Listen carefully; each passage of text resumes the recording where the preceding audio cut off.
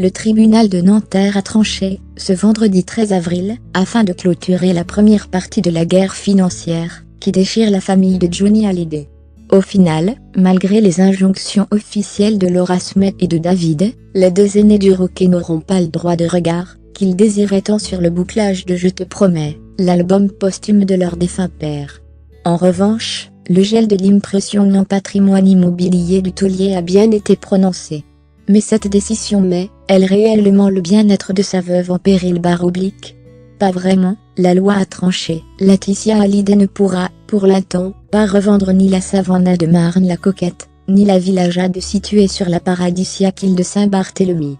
Mais si Johnny voulait avant tout mettre sa femme et ses deux petites dernières à l'abri du besoin, qu'il ne s'inquiète pas trop pour elle, depuis sa demeure éternelle. La fille d'André Boudou dispose d'un patrimoine immobilier rien qu'à elle, gardé secret jusqu'à présent, qui devrait lui éviter de chercher un poste à l'Intermarché du coin, pour pouvoir joindre les deux bouts. Selon des documents américains et officiels, repérés par le quotidien Le Figaro, Laetitia Hallyday dispose effectivement d'un patrimoine immobilier personnel, qui s'élèverait à plus de 28 millions d'euros. Entre autres, la veuve du regretté Rocket dispose de la propriété de Pacific Palisades, située dans les quartiers chics de Los Angeles, et d'une maison localisée à Santa Monica. Des parts immobilières transférées dans un trust, le LMS, Laetitia Marie Smith, en 2014, pendant que Johnny rédigeait le testament, qui spolie David et Laura,